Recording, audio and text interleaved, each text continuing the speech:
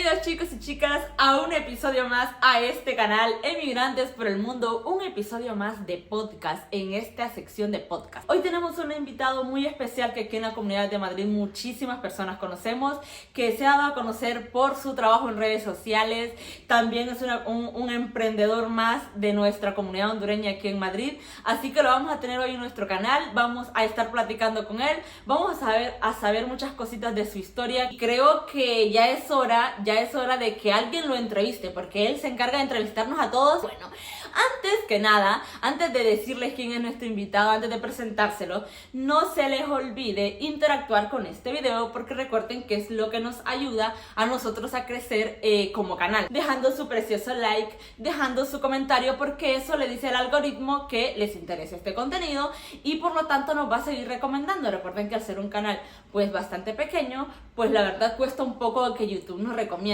No se les olvide también, si no están suscritos al canal, suscribirse, picarle al botón de suscribirse para que también así sigamos creciendo, ¿verdad? Porque eso es lo que, como ya les dije antes, lo que a nosotros nos ayuda. Sin más preámbulos, vamos a presentarles a nuestro invitado de hoy. Con ustedes, con nosotros aquí, el gran Nelson Melgar. Nelson, bienvenido a esta casa, bienvenido a este canal, a este humilde y pequeñito canal. Con nervios un poquito, me van a perdonar, pero es que el hombre es grande en esto, tiene experiencia en esto y pues yo aquí estoy empezando, pero por eso también muy agradecida con usted por haber sacado el tiempo y estar aquí con nosotros compartiendo este momento. Muchas gracias, Glenda, grande de estatura, me imagino que se refiere. De verdad que muchas gracias. Mencionarle que en su momento también yo pasé por un proceso igual. Me acuerdo yo, justamente la primera entrevista que yo hice, a mí me temblaba todo. No sabía ni por dónde empezar, ni cómo finalizar la entrevista, ni de cuánto tiempo hacerla. Esto estoy hablando yo que fue allá en Honduras. Fue ya hace varios años también, pero no quiero desaprovechar también el momento de mencionárselo, así como usted decía, claro. También los nervios están ahí permanentes. Sí, claro, y además porque, a ver, yo lo conocí a usted entrevistándome a mí, la primera interacción que tuvimos fue esa, a ver, nos interactuamos a través de redes sociales primero y luego claramente ya en la entrevista, porque el hombre aquí tiene un canal de YouTube, y pues bueno, yo digo, híjole, o sea, él es el entrevistador y ahora pues le tocará ser entrevistado. No he encontrado una entrevista suya así que le hayan hecho específicamente, así que, ¿por qué? Nunca había estado usted siendo el entrevistado.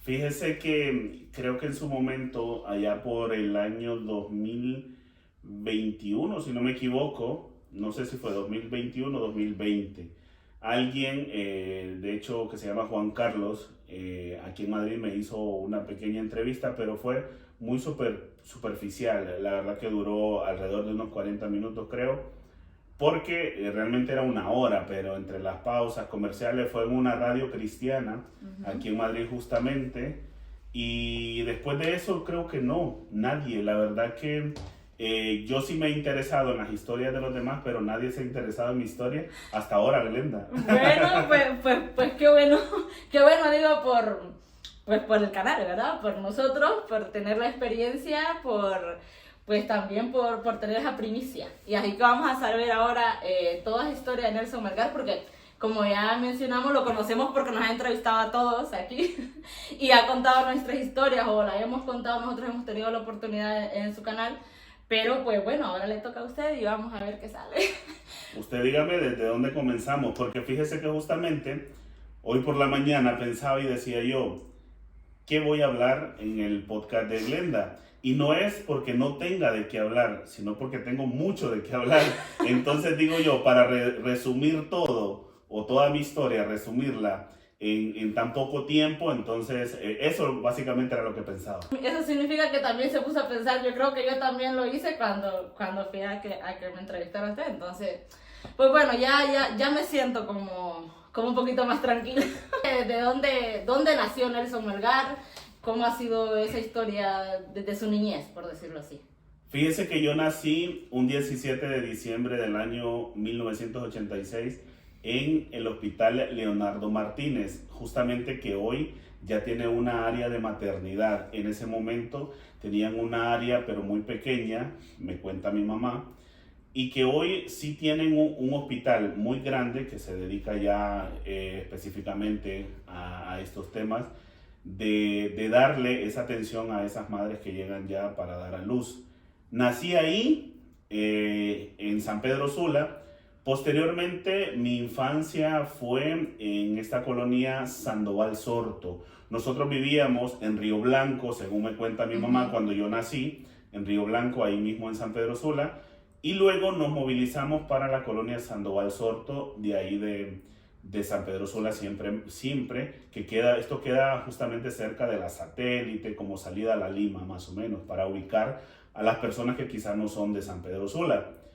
Fue en ese lugar donde yo tengo la mayoría de mis recuerdos. En su mayoría, todas esas zonas eran cañeras, como generalmente les conocemos. Eran cañeras y cañeras y cañeras lo que había ahí. Y justamente comenzaron a nacer para esos años, esas colonias y se fueron poblando poco a poco. Una niñez muy sufrida, Glenda, muy sufrida, muy difícil. Esto a raíz de que tuve un padre alcohólico, que amé mucho, lo amé mucho en el poco tiempo que Dios me lo permitió también. Lo amé mucho y él me amó mucho a mí, porque lo sé y lo pude sentir en su momento. Ese amor que quizás no se lo expresan a uno o no se lo dicen, pero uno lo siente. Entonces, a raíz de que mi padre fue alcohólico, también nosotros teníamos una pobreza muy extrema, la verdad. Entonces todo eso marcó mi niñez, mi infancia, y fue muy duro porque incluso para esa niñez que yo tuve tan sufrida, yo recuerdo en algún momento, aún siendo niño, me preguntaba yo, ¿será esto lo que me espera toda mi vida? ¿Será esto lo que voy a vivir por el resto de años que tenga mi existencia? Eso yo me preguntaba porque yo veía el día a día y veía yo que no salíamos del mismo agujero donde estábamos prácticamente a raíz de todas estas situaciones. Llegó un momento donde nosotros teníamos un terreno, teníamos una casa de madera en ese momento, pero la teníamos. Y a raíz del alcoholismo de mi padre, yo recuerdo que en una ocasión llegó una persona, que esta persona justamente ya murió hace unos años también, una persona que más o menos en la zona pues era adinerada comparada con todos sus vecinos, pues él tenía sus recursos económicos. Yo recuerdo que llegó esta persona, mi mamá no estaba en esa ocasión y mi papá salió al patio a platicar con él. Recuerdo que hablaban de algo de bienes y raíces. Yo no entendía qué era eso. Pues esa era parte de la plática que tenían ellos. Pasó el tiempo, con el lapso de 2 meses, creo yo. Mi papá, a raíz de su misma enfermedad del alcohol, habían temporadas que él se perdía por varios días y posteriormente regresaba a casa y así. Bueno, en una de estas temporadas que él se perdió, justamente esta misma persona que había llegado con mi papá en ese momento a reunirse en el patio de la casa, llegó, pero en este momento ya no estaba mi papá, estaba mi mamá. El hombre llega y dice que nos da 3 días justamente para desalojar la casa, para desalojar el terreno que con tanto esfuerzo habría logrado mi papá y mi mamá. ¿Y qué es lo que había pasado? Mi papá, a escondidas, había vendido la casa y prácticamente nosotros quedábamos en la calle. Y esta persona le da un par de días a mi mamá, habla con mi mamá, le enseña el documento donde ya estaba vendido el terreno y mi mamá sin darse cuenta. Entonces, luego de eso se vinieron muchas situaciones difíciles porque nosotros éramos vecinos de una tía. Ella nos dio donde vivir un tiempo mientras nos ubicábamos en otro sitio. Pero todo parte de ahí, todo parte de, como le llamo yo, el maldito alcohol. Todo lo que genera a raíz de caer en las garras del alcohol. Hay personas que quizás dicen, bueno, voy a tomar este fin de semana, el próximo no lo hago. Pero es que eso va evolucionando. Yo lo pude ver en mi papá. También tengo que mencionar que mi papá tuvo una infancia muy difícil. Esto me lo contó un tío, que la infancia de mi papá fue muy dura. ¿Por qué? Porque cuando mi papá nació, murió mi abuela en ese momento.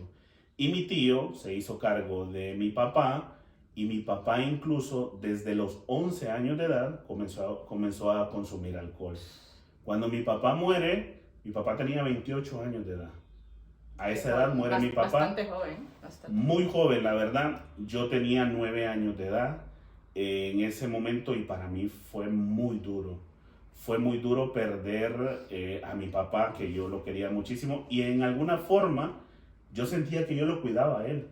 Porque yo recuerdo que cuando andaba conmigo en la calle y él se emborrachaba, a mí me contaban que cuando no andaba conmigo, él era muy problemático, pero cuando yo andaba con él nunca, yo no recuerdo nunca que se hubiese involucrado en algún altercado o algo, y yo creo que a raíz de que andaba conmigo, era que él se mantenía al margen también de los problemas.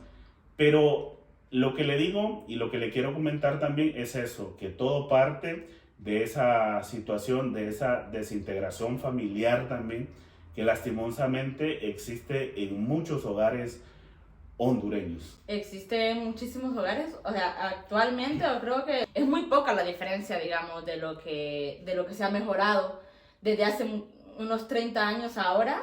Yo creo que es muy poco lo que se ha avanzado en ese aspecto. A veces me pregunto yo qué es lo que pasa, por qué esto. Sí, o sea, yo también lo viví en mi hogar, vi muchos hogares romperse por esa situación. No debería de pasar, y es muy doloroso, la verdad. Creo que tienen más hermanos, ¿no? Sí, nosotros realmente somos 12 de hermanos, de padre y madre éramos tres hermanos. Desde ese momento comenzó toda una odisea para mi madre, y de verdad que me siento muy orgulloso de ella porque... Perdón, ella todavía está, perdón que le interrumpa. Sí, ella todavía vive, gracias a Dios.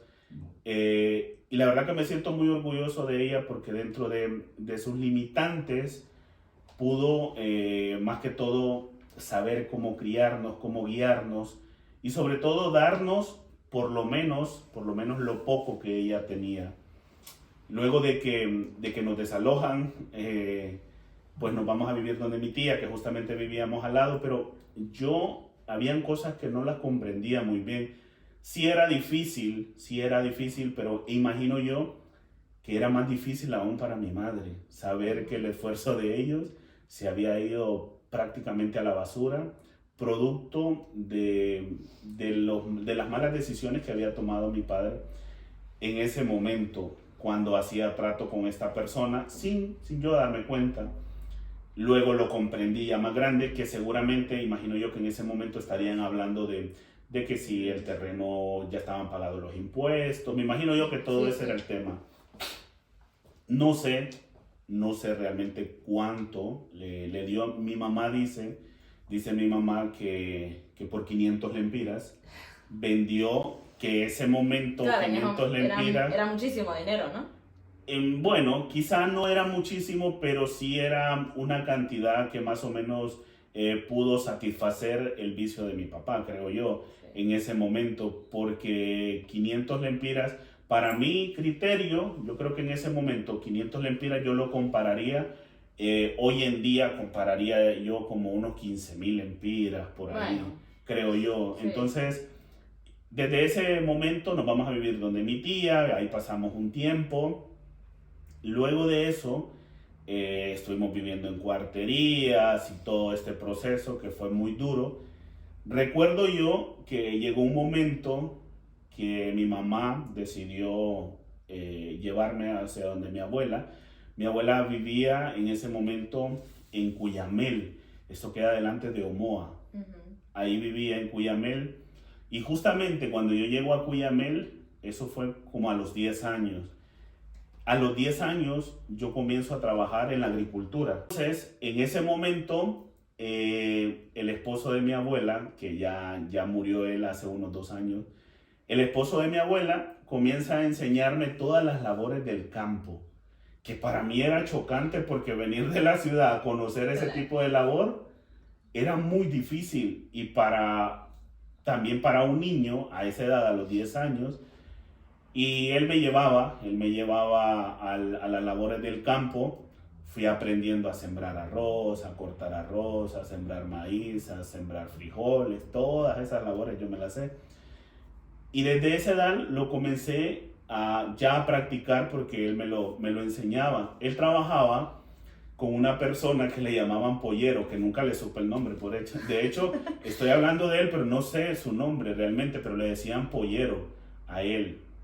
A nosotros nos pagaban el sábado, recuerdo yo, los sábados. Bueno, a él, porque él me daba un porcentaje. Sí, sí. Él me daba 5 lempiras, a mí yo recuerdo. ¿5 lempiras al día? A la semana. ¿A la semana? A la semana me daba 5 lempiras y para mí era mucho eso. Entonces, cuando ya va él a cobrar, le dice este mentado Pollero, le dice que el día lunes quiere que yo comience a trabajar, pero individualmente, y que me va a pagar lo mismo que le paga a un adulto.